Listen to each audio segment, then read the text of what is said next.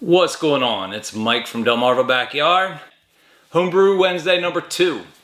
I'm going to tell you about the second brew that I did. Razzle Bedazzle Raspberry Wheat Extract Kit. I'm going to show you a little bit about the latest brew that I just finished. It included some of my new equipment. I'm going to give you an update on my all grain setup. And I'm going to taste the Razzle Bedazzle. And I don't know, we'll see. We'll go from there. So stay tuned.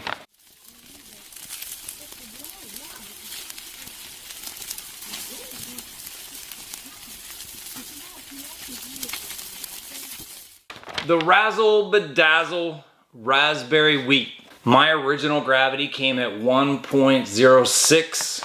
It was supposed to be 1.05 to 1.054.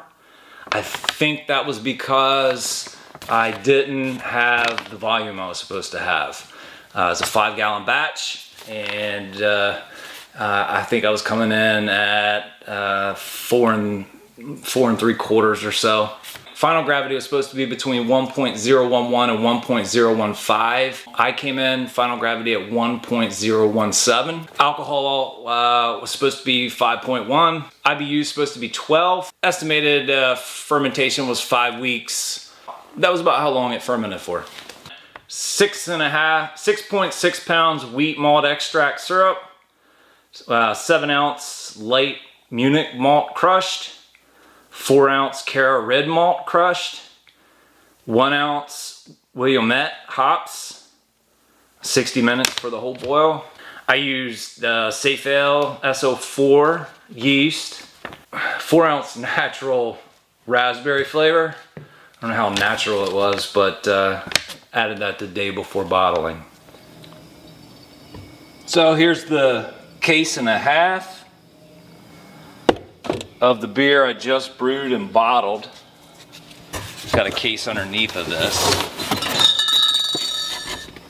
You can see that in there. It's the first time I've ever bottled, so we'll see how that goes. So my thoughts.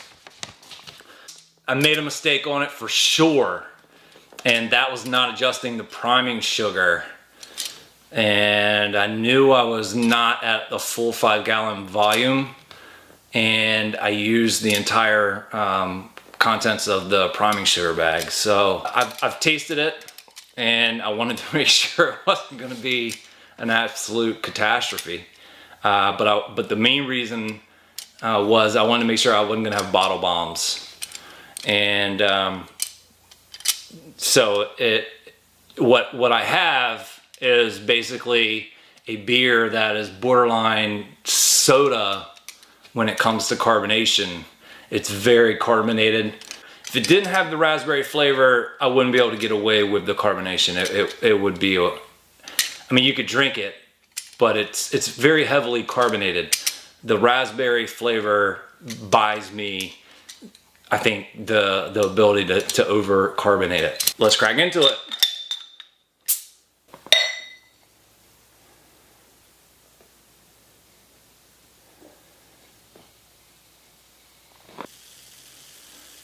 Maybe you can hear that.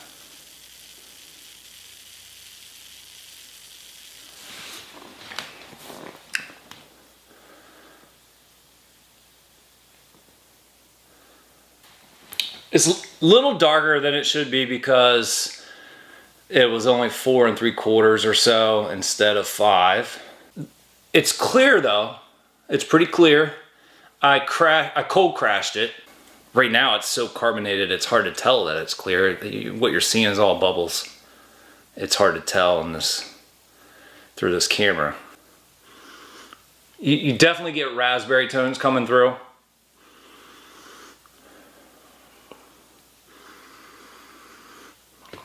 The raspberry, it says natural raspberry, but it's kind of got a little bit of a chemical smell to it.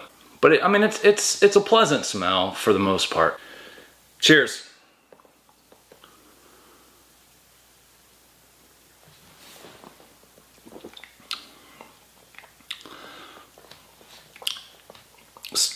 So it's carbonation is the first thing that hits. You got bubbles everywhere. Once that passes, the raspberry tones are right there, right on the tongue. And the body is a little heavier because it, you know, again, back to the volume issue. I don't have any off flavors at all that I can taste. I'm not sure if maybe the overcarbonation, I don't think that would cover up any off flavors. The raspberry flavor,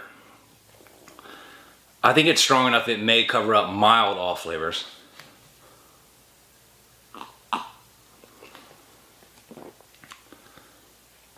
But this is a very drinkable beer, even with the overcarbonation. It's a summer beer. It's you know, hanging out by the pool on the beach in the sun somewhere kind of beer. And I think it turned out real well. You're definitely gonna burp several times drinking one of them though. So it's not something you're gonna drink, you know, 2 or 3 of them in a row. It's too much carbonation. It's the little things like that that you get caught up on brew day that you just can't miss those things. You have to really nail those things down. And that's why I am upgrading, you know, some of the equipment to make sure that it makes those little things a little easier to get past. I knew right away that the original kit I bought, you know, is one of those buy everything you need in a box for $100 kits. And some of the parts on cheap equipment occupy so much of your mental process that it will throw you off and allow mistakes to happen. Been looking at other people's carts and setups. I'm pretty sure I can go to a metal shop locally and I'm going to be able to get one made, and then I can, you know, I can work on it and tweak it the way that I want it afterwards. That's pretty much it, guys. That's, you know, a little highlight of my last couple of weeks. And thanks for joining me. Thanks for joining me on the journey. Please leave me any tips, comments, suggestions in the, you know, comments below. And hit show more. You'll see information about the stuff I'm using. Please hit the subscribe button down below and you can stay up to date with future videos. And I can't wait to see you next time.